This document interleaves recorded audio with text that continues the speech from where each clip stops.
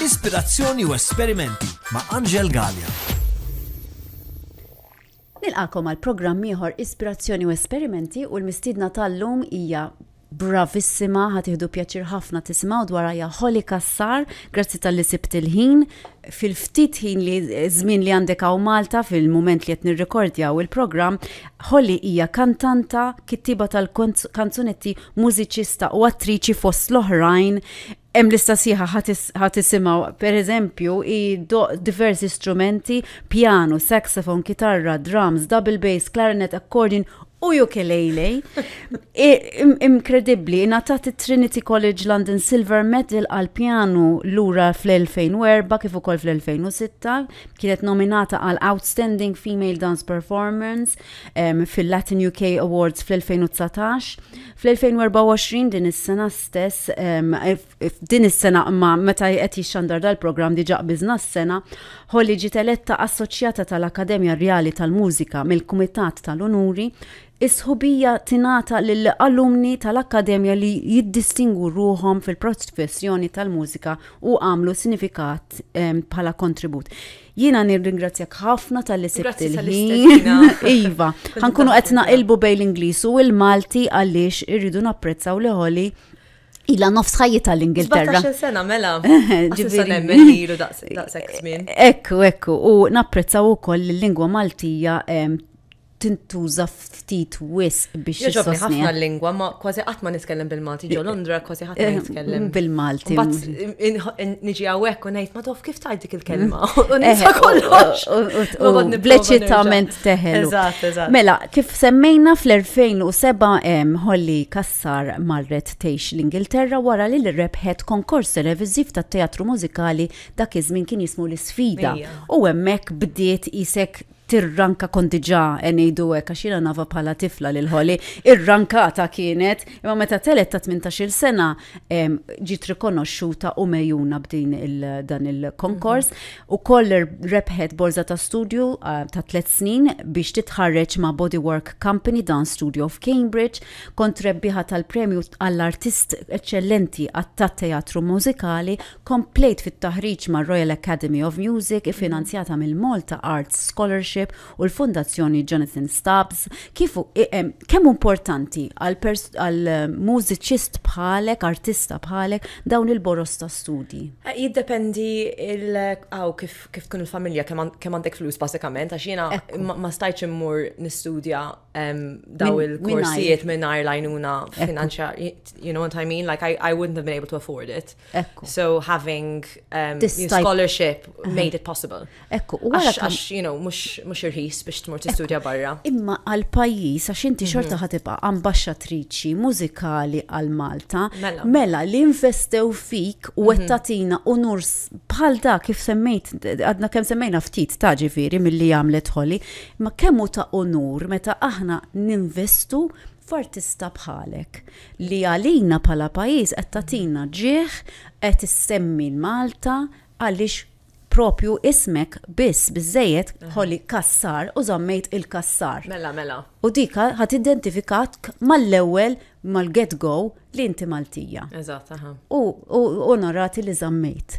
Mela, I was never going to change my name. I'm very proud to be Maltese, you know. And you know, coming from such a small country, it's when I'm doing work, I'm always like, I'm from Malta, you know, it's really important. Ħaġġor il-Malta miegħek. U dik hija xi ħaġa sabiħa u għandna inħossuha ta' onur għalina wkoll.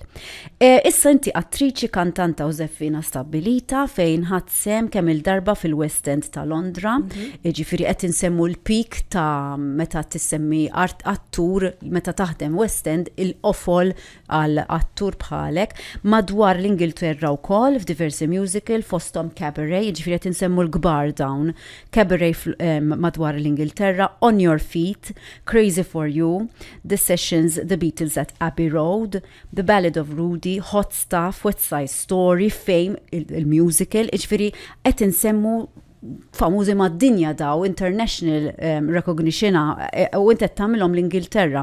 Xi jfisser għalik it-teatru meta tkun qed tieħu sehem f'tant produzzjonijiet barra minn xtutna? It-teatru għalija importanti ħafna tista' tkun kif you can be yourself. You know, being in theatre is an opportunity to express yourself with like-minded people and also tell stories. You know, that's what theatre is about. And so being able to do that abroad in, you know, like you said, like being in the West End was an absolute dream come true. You know, it was always something I wanted to do. So I feel very lucky to have had that opportunity. But it's all about, theatre is about telling stories, making people feel connected, you know, feel seen. You know, if you're watching a show and you can relate to something and you feel something, and inspiring future generations, I think, as well, of artists. And you know, being Maltese as well, it's really lovely when you know, per esempio l-ġimgħa l-oħra kont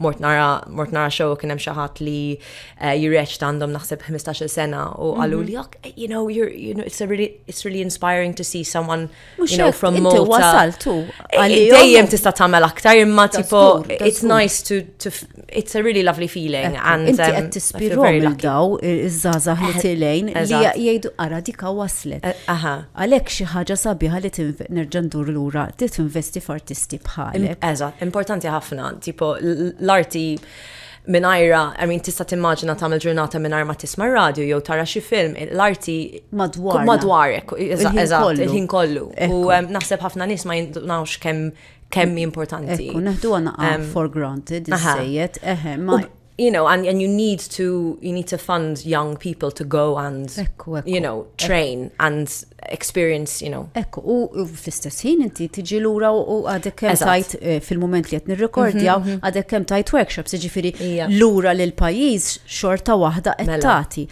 Jiġifieri anka meta nista' dejjem niġi lura nixtieq nagħmel aktar affarijiet hawnhekk fil-fatt. U aħna nieħdu pjaċir bik tħabbilx rasek. Flimkien mal-interpretazzjoni ta' attriċi, żeffina, kantanta, inti wkoll kittieba, direttriċi, koreografa, direttur mużikali, musical supervisor, mużiċista u arranġatur vokali, minn barra li tkun ukoll impjegata bħala għalliema tal-kant f'numru ta' istituzzjonijiet ta' prestazzjoni ewlenija fl-Ingilterra stess.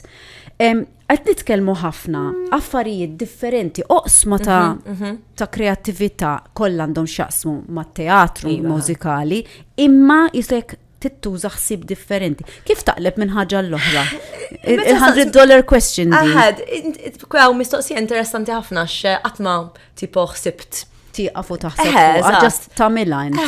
Imma naħseb il-ħaġa li kull tipo ta' xogħol li tagħmel kif qed inti they're all linked. Ħafna. You know, per esempio when I'm being a musical director, for example, being a performer helps because you've been there. So you know what it's like. So for example, obviously you need to teach the music and you need to be able to do that, but also you need to understand the mentality of what it's like to be a performer. You know, you want to get it right, and there's all the psychological you know, things that come with being a performer. And so having, you know, been and still am a performer, you use all of the different skills you learn from all the different jobs, you know what I mean? And they all help each other. So I feel very, very lucky to have had, you know, a varied career and be able to use my skills across U naħseb tina tgħinek ukoll biex inti tfendi għal rasek f'pajjiż ieħor. Di l-abbiltà naħseb li ħafna Maltin għandhom l-abbiltà li jkunu bl-Ingliż adaptable skont il-bżonn u ċ-ċirkostanzi u x-xogħol li tagħmel. And in the arts you have to be versatile. Like it's so competitive. You know, diffiċli ħafna biex you know, hemm ħafna tibqa' taħdem, eżatt. Allura tipo meta għandek bżonn tagħmel xi ħaġa forsi differenti jekk tista', it keeps your options open. Ekku. And also, like you said, people in Malta have a real drive and passion.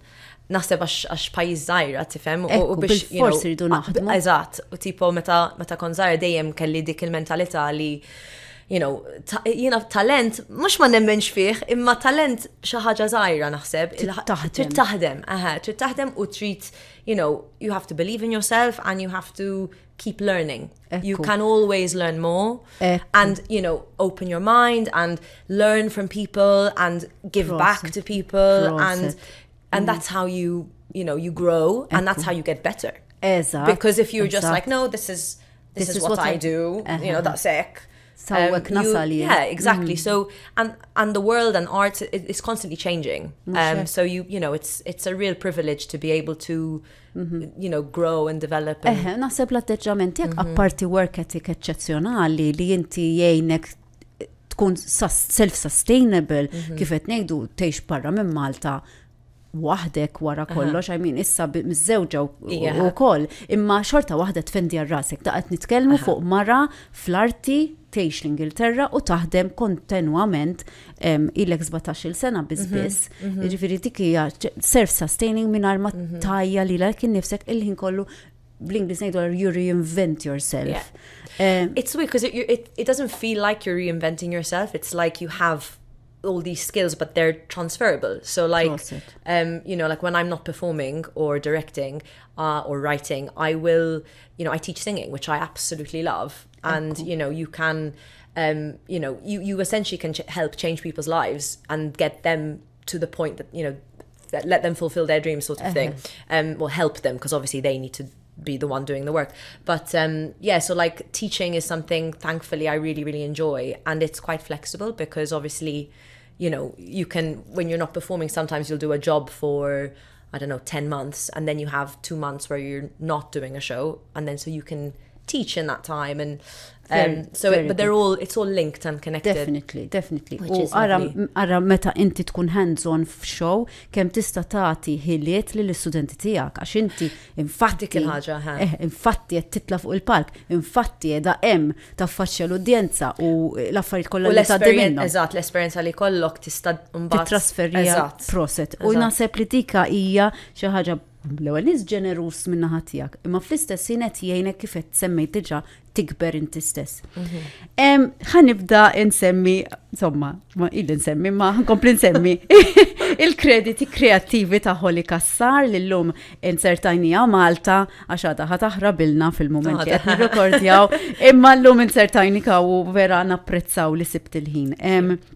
Inti ukoll ħdimt bħala direttur mużikali u supervisor mużikali, associate supervisor mużikali ta' The Choir of Man.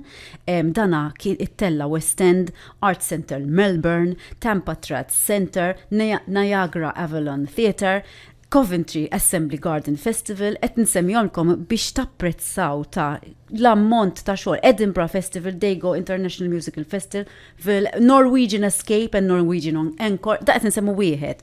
Imbagħad ukoll kienet musical director u vocal arranger ta' A Very Bubbly Christmas mal-Kilworth House, nsemmu ġifieri kantant kulħadd jaf bih. A Grand Night for Singing, Swansea Grand Theatre. Show musical theatre ta' Jack and the Beanstalk, nitkelbu pantomime Ingliż minn fejn isa ħarġet it-tradizzjoni tagħna, il-pantomime ta' Malta. Fil-fatt il-panto l-ewwel ħaġa li qatt għamilta hekk Malta meta kelli sentej. Tara ġifieri fil-ħarqa kont għadek xieħlewwa. Insellem hawnhekk il-memorja tal-mama tiegħek ma xtaqx ninsija. Il-mama tiegħek kienet dejjem il-wiċċ li ssib fil-backstage, fil-wings li jserraħlek moħħok meta inti tkun performer. Ġifiri għal-qalbi ħafna. Insomma, tap choreographer għal Beauty and the Beast, anka tap. I mean, tistaw timmaġinaw. Mela, kif toħroġ l-elementi artistiċi li jirrekjedu dawn ix-xogħlijiet kollha imma wkoll turi t-timbru tiegħek xorta waħda? So, when you're like putting your stamp on it, l-ħaġa inti waħda minnek jizisti biss. Jiġifieri anki mhux għax tipprova tagħmel it-timbru tiegħek tifhem, imma għax inti tagħmel x'tagħmel ħajkun il-xogħol tiegħek qed tifhem. Tipo meta nagħmel dax-xogħol qatt ma naħseb kif se nagħmilha bħali għax jiena inti tista' tagħmel. Eżatt. Imma you know what I mean? Imma jaħ naħseb l-esperjenzi tiegħek u li jkollhom effett żgur fuq ix-xogħol li tagħmel u forsi meta tkun qed tagħmel show u jkollok inspirazzjoni minn xi ħadd ieħor titgħallem minnhom u mbagħad mingħajr ma tkun taf meta tagħmel ix-xogħol inti joħorġu dawn l-affarijiet, tifhem? Ekku. Imma le mhux ħaġa li qatt taħseb fija, imma just it happens. Tkun hekk. Ma rrid xtaqt li l-semmija tagħna japprezzaw il-versatilità profonda u kemm fija xogħol wara kollox, dina mhijiex il-qomt filgħodu u sirtek. Le. Titqatteġġament li inti tkompli titgħallem. Kont sfortunata meta kont hawn Malta il-ħin kollu kont nagħmel is-sfin u r-reċtar u nagħmel ix-shows l-iskola, kelli teacher. Enuk daw. Mhux enuni, imma formawni żgur u kont immur masquerade u teacher ta' drama li kont mort St. Monica, teacher. They encouraged me and made me believe that you can. I could do it, and then I did my A-levels here, and then I was like, this is what I want to do. And I was, as I said, lucky enough to win the scholarship to go and study there. Because even when I was doing Sfida, I applied to other schools as well, because I didn't know if I was going to win, and obviously because I won the show, I got the scholarship to go there. But if I didn't win, I still wanted to do that. So I was auditioning at lots of different colleges just in case, and then obviously when Sfida happened and it was a scholarship, I was like, well, this is the only way I could do it. If I didn't get a funding, it would have been there was very no hard. way we could have afforded, the fees back then were something like 30,000 euros, for the 3 years, I think, which is a lot of money. And apparti li tittejx. And then you have to live, so when I was at meta kont Cambridge, kelli 2-3 jobs while I was studying. Melax, I've never liked to rely on my family for money. I've always, first job I had, I think I was 14. In Malta. And again, I think it's a mentality from a small country as well. You want to work. So I worked in a restaurant and I worked in a music shop while I was training. And tipo training kien mid-9 ta' filgħodu sa 6 ta' filgħaxija, u mbagħad fis-6 u nofs kon nibda naħdem fir-ristorant. Biex tapprezzaw. Tajjeb li dak li ikun jaf. Jekk inti qed tieħu kull karriera, ma jekk tittieħu karriera f'livell professjonali fl-arti, tittaħdem ħafna, titkun lest għal dat tip ta' ħidma u mhijiex impossibbli. Le. Dik hija. Imma għandek bżonn normalment, tipo anki jekk tkun xi ħadd famuż bħal Judi Dench, mhux il-ħin kollu ħadd tkun fix-xogħol. Mhux hekk. Allura għandek bżonn issib l-affarijiet oħra li tista' tagħmel. U tipo meta bdejt kelli, ħdimt ġo restaurant meta kont qed nistudja pereżempju, mbagħad meta ġejt Londra, għamilt naqra, kont naħdem f'call center, għal ftit xhur, u mbagħad thankfully the teaching beda jibda. Eżatt, issa meta ma nkunx qed nagħmel show, nagħlem il-kant. So it's still in the creative fl-atmosfera tal-mużika. Sfortunata ħafna, imma mhux mill-ewwel ġitek, tipo kelli nagħmel ħafna affarijiet oħra. U għalijiet jinrid naħdem anki jekk inkun ġo uffiċċju fuq it-telefon, għall-inqas ikolli naqra flus biex imbagħad nista' ngħix Londra, biex imbagħad meta jkolli l-opportunità li nagħmel show. Għax tgħix Londra mhux irħis. Imkien murħis. Le, imkien eżatt. Ġifieri, ma dik l-attitudni ettejnek tkompli tgħix Londra u tkompli taħdem u tkompli tiżviluppa. Infatti, tikteb koll il-kanzunetti anka hawnhekk fuq RTK 103 kemm il-darba daqqejna l-mużika tiegħek. Il-mużika ta' Hollie ġiet imqabbla ma' nies bħal Sarah Barley u jew Regina Spektor. Is-single Violet tindaq fuq BBC Radio 2 minn Phil Williams, seduta ta' O.J. Borge u BBC Radio Kent fuq programm ta' BBC Music. X'inhuma l-elementi li toġbok fid-diski li tagħmel inti? Jiena lija again qatt ma naħseb kif se nagħmel id-diska tipo ikolli idea, ispirazzjoni, dejjem nibda normalment bil-pjanu għax meta kont żgħira bil-pjanu bdejt, jiġifieri normalment ikun hemm ħafna pjanu fil-kanzunetti, imma tipo għalija jiena dejjem irid tell a story. Mhux biss tipo nagħmel kanzunetta biex tisfen magħha. Hemm storja magħha. Ikun hemm storja. Storyteller wara kollox. And making people feel, I don't know, something, whether it's like, relating to what you're singing about. And yeah, so it's kind of about just telling stories and being able to, for me, I write when I like obviously sometimes you have to write because they tell you, can you please write a song about this? But most of the time I write because I feel something and I want to express it and get it out on the paper, and then you feel better afterwards, you know? Nifmek. Iso jiġi bżonn għalik. Iva, li inti għaddejja bħal meta ħaniprofa nispjega li semja. Jekk inti qed tberren fuq xi ħaġa u tiktibha ġas biex isserraħ rasek li ktibta, u din bħala kompożitriċi li tesprimi ruħha bil-mużika tkun titneħħija u tagħmilha fuq il-karta. It really, really helps. So that's kind of how it happens. And then if it's a good song, it's a good song. But I never, għatma nibda nikteb, nejt irrit nikteb kanzunetta tajba, nejt għet nħosni u ħan nikteb process. You know, bat li jiġi. Dak li fisser li tkun artist. Imma jina nħobb nfaħħarhom lill-mistidna tagħna għaliex ikun ħaqhom u għaliex nixtieq li tkun ta' aspirazzjoni għal-semmija tagħna min jaf min qed jismana. Inti wkoll ikkollaborajt fil-kitba u r-rekordjar ta' vokali għal diversi dance u Latin tracks ma' produttur Tony Brown li jidru f'bost episodju ta' dokuserje fuq Netflix Hype House, ġifieri forsi jekk isemmija qegħdin jarawh għatu kas daqsxejn fil-credits għall-isem Hollie Cassar, isa, tinsewx. Ktibtu koll il-ktieb il-mużika u l-lirika tal-musical ġdid fjamant You, Me and the Rest of the World. Anka mill-isem diġa ġbitna. U dan der fil-West End live f'Ġunju tal-2024. Kif tħossok tara xogħolok jixxandar fuq pjattaformi bħal dawn tant segwiti? It's very... It's emotional. I definitely cried. I think being able to tell, it's always wonderful being in a production, but being able to like write your own story is a real privilege, and to have it like, you know, performed. I mean, the ultimate goal is for it to be, you know, a production here in Malta and in London, but like having one of the songs performed at West End Live was really cool. It was a really, really fun day. And I'm really grateful. And yeah, it was really cool. Really cool. Ġifiri, bażikament jina biex nejdilkom, uħolmu, aħdmu u għamlu. Mela, there's nothing to lose. You know. Prova, xik ma tiprovax ma tasalx żgur. Pija, ġast taħdem.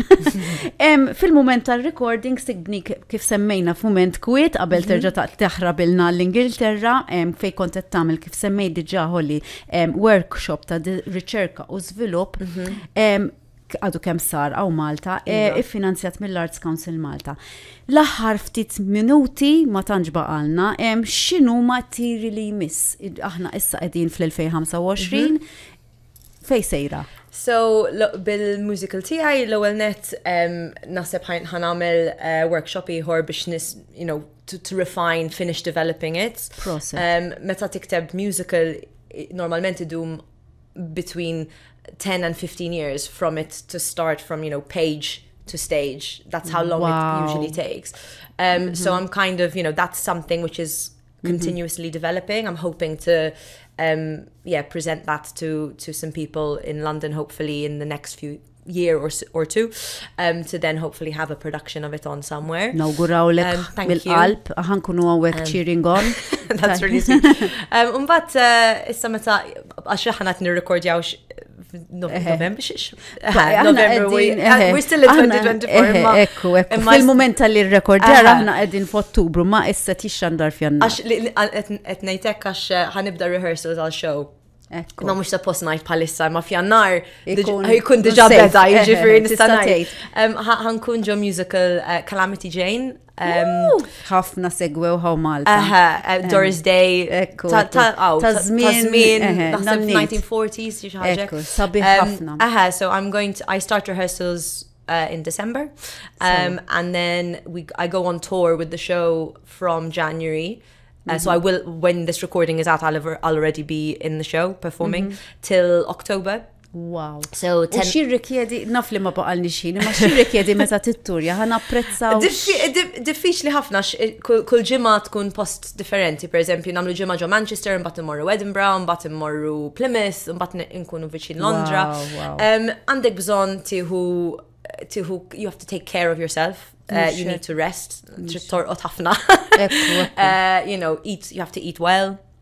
But yeah, the rehearsals are very intense, but then once you sort of start, it gets a little bit easier. You're doing 8 shows a week. So ġifiri ġurnata minnom ikolkom 2? Darbtej fil-ġimma ikolna. Darbtej, biex ikolkom wahdof. Mbatt ikolna, normalment ikolna Sunday, il-ħattu u Monday, kif tajt Monday? It-tnejn. It's okay. So Sunday, Monday. Tkun off u jkollok ġranet fej għandek 2. Imma mbatt għandek bżon, you have to travel. As well. So, jek tamel, per esempio, Tuesday kollok 1 show, Wednesday forsi kollok 2 jew Thursday, unbat kollok show Thursday, Friday 2 is-sibt, unbat kollok il-ħadd u 2 biex tmur il-post liħor. Jien normalment għamilt tours darbtej fil-passat, imma normalment jew fis-sibt wara show insuq id-dar ġo Londra biex ikolli ġurnata jew 2 id-dar, unbat jew Monday evening jew Tuesday morning nerġan suq il-post liħor. Nawguralek, isek naħla d-dur, insomma, zbizja zabi, jina kontentisma li l-ħaqtek ftit, kem nista. Grazzi tal-istadina. Xejn, naprezzaw l-artisti li għanna esportajnijom minn Malta, investejna fihom u għetjatuna ġieħ bħalma ija Hollie Cassar. Grazzi immens. U grazzi li l-kom eżis-semija tal-li segwejtu Ispirazzjoni u Esperimenti. Islim. Ispirazzjoni u Esperimenti ma' Angel Gallia.